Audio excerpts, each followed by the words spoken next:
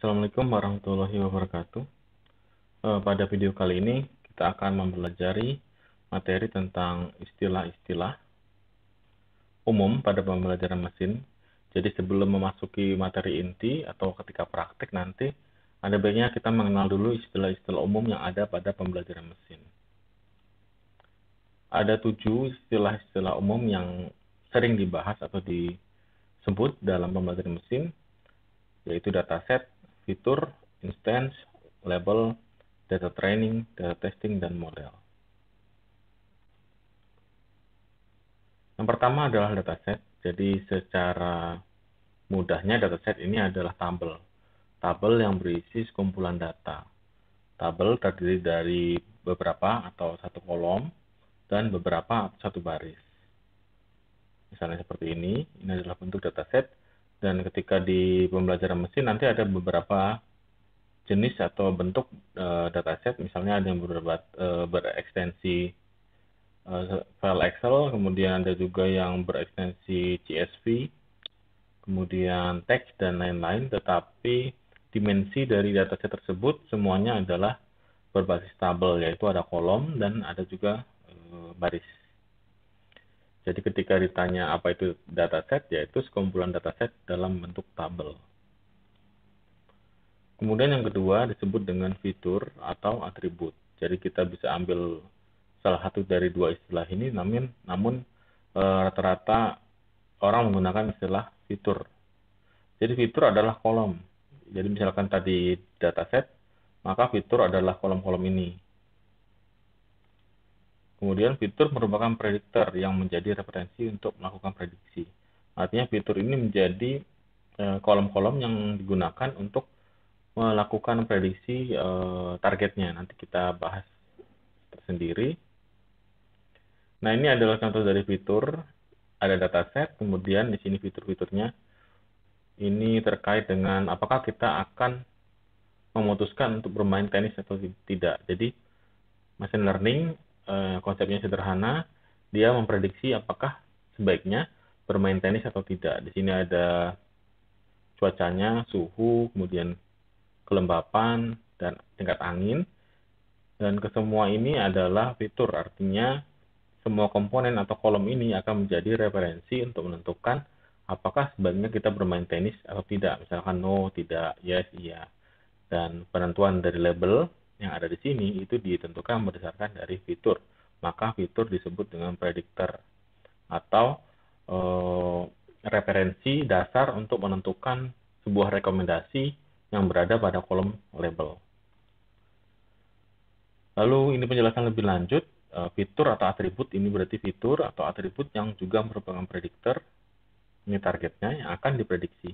Jadi target dan label ini adalah sesuatu yang akan diprediksi.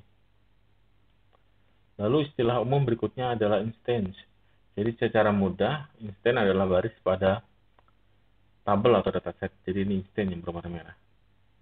Jika kolom disebut fitur, dalam machine learning, baris disebut dengan instance. Jadi kalau nanti melihat tutorial atau mengikuti tutorial, jika menyebut fitur maka kolom, jika menyebut instance maka baris. Kemudian ada lagi istilahnya label, kelas, atau target. Label, kelas, atau target ini adalah luaran yang ingin diprediksi. Nah, tadi kalau fitur adalah referensi atau dasar untuk menentukan sebuah prediksi, maka target atau kelas adalah sesuatu yang ingin diprediksi. Kalau dalam tabel ini adalah memprediksi kira-kira ini termasuk bunga apa. Ini kan lebar dari spal, ini nama bagian dari bunga. Kemudian ini juga lebar dan panjang. Ini adalah fitur untuk memprediksi kira-kira target ini adalah jenis bunga yang mana. Nah, kemudian ada lagi istilahnya namanya data training dan data testing. Jadi misalkan ada jumlah dataset sebanyak ini, nanti kita akan melakukan pembagian 80% untuk training dan 20% untuk testing. Atau pola yang kedua, 90% untuk testing dan 10% untuk testing. Saya ulangi, 90% untuk training dan 10% untuk testing. Jadi bisa menggunakan perbandingan atau rasio 80-20 atau 90-10.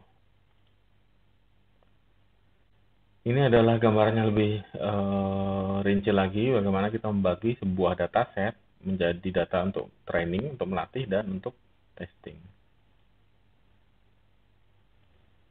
Jadi secara umum proses machine learning itu adalah seperti ini. Jadi model dalam machine learning di sini.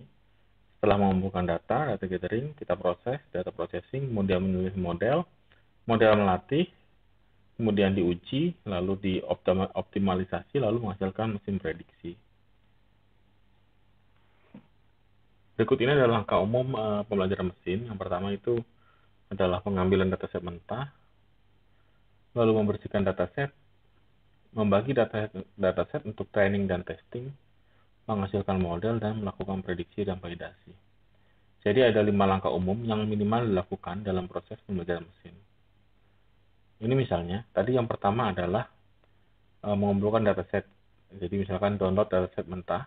Ini adalah dataset mentah, di mana ini merupakan data nasabah. Dan dari data nasabah ini kita akan memprediksi apakah atau mendapat rekomendasi apakah seorang nasabah itu layak diberi pinjaman atau tidak. Jawabannya atau tidak berdasarkan fitur.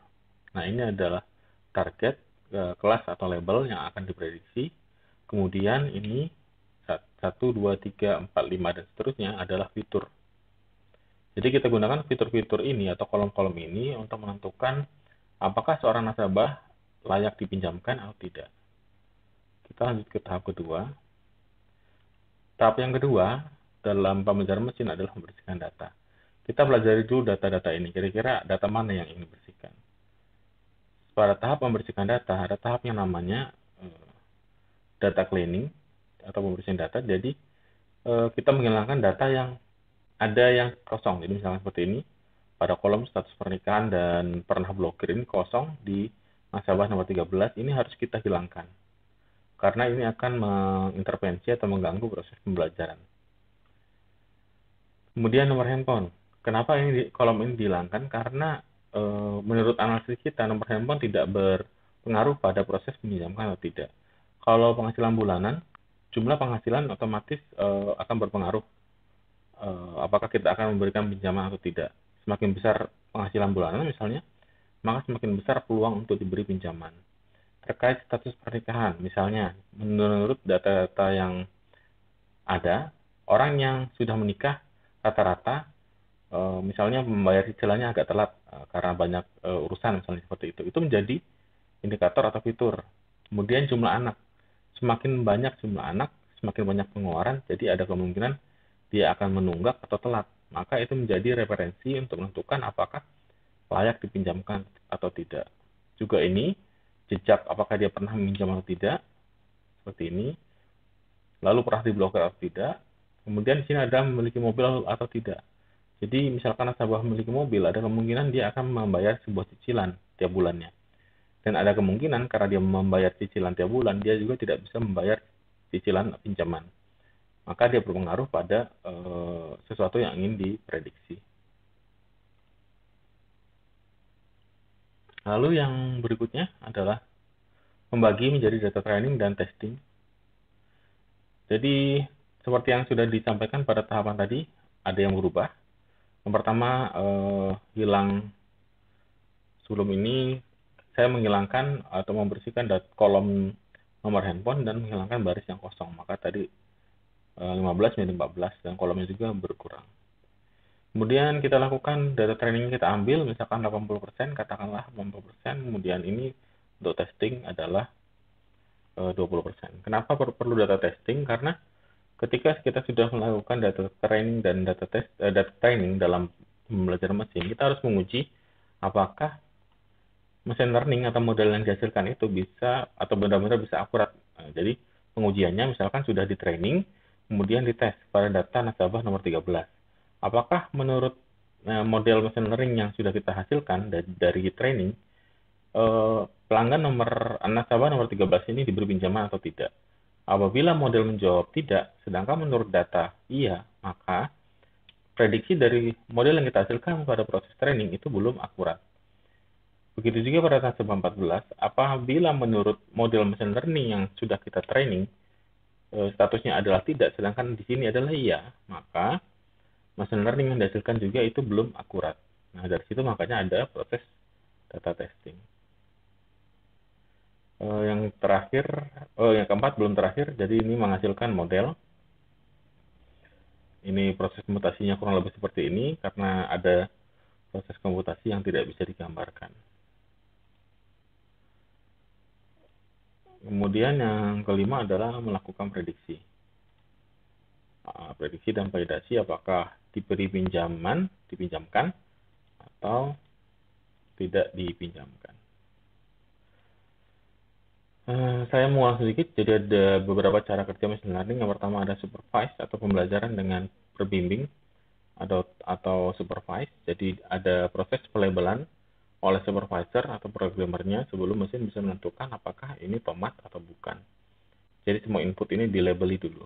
Kemudian yang kedua adalah unsupervised learning, di mana metode pembelajaran ini sifatnya mengelompokkan, tidak ada proses pelabelan di awal. Jadi kotak dikelompokkan atau diklaster dengan kotak, segitiga dengan segitiga, bulat dengan bulat, dan seterusnya. Ini untuk mengambil tingkat kesamaan dari sebuah objek atau input data, maka bisa dikelompokkan. Kemudian yang berikutnya adalah reinforcement learning, di mana pola pembelajarannya itu berdasarkan algoritma reward state based action selection of algorithm. Jadi dia berdasarkan reward atau punishment yang diberikan kepada mesin berdasarkan proses trial and error. Maka saya ulas lagi kembali bahwa ada 3 jenis pembelajaran mesin. Yang pertama, supervised learning atau pembelajaran terbimbing, yang prosesnya itu menggunakan proses pelabelan secara manual. Kemudian semi-supervised atau unsupervised, yang dia mengambil atau memilih input masukan berdasarkan tingkat kesamaan. Kemudian reinforcement learning, di mana dia belajar berdasarkan trial and error. Lalu ini berkaitan dengan tugas, data pertanyaannya. Yang pertama adalah dataset adalah apa, kemudian fitur adalah apa, instance adalah apa, lalu aplikasi deteksi email spam, ini termasuk dalam kategori apa pembelajarannya, apakah supervised, unsupervised, atau reinforcement. Silakan dijawab, disertai juga dengan alasan. Begitu juga dengan segmentasi konsumen atau pembeli, ini termasuk pola pembelajaran supervised, unsupervised, atau reinforcement. Rekomendasi produk yang disukai seperti ini, itu menggunakan algoritma apa atau pola pembelajaran apa, supervised, unsupervised, atau reinforcement. Juga melakukan prediksi cuaca, itu menggunakan pola pembelajaran apa. Kemudian ada lagi deteksi pelanggaran lalu lintas atau tilang elektronik. Berdasarkan pola belajarnya menggunakan pola pembelajaran supervised, unsupervised, atau reinforcement. Jawaban disertai dengan alasan dan dapat dikirimkan ke grup kita masing-masing. Dapat dibuat dalam bentuk PDF. Terima kasih. Saya akhiri. Wassalamualaikum warahmatullahi wabarakatuh.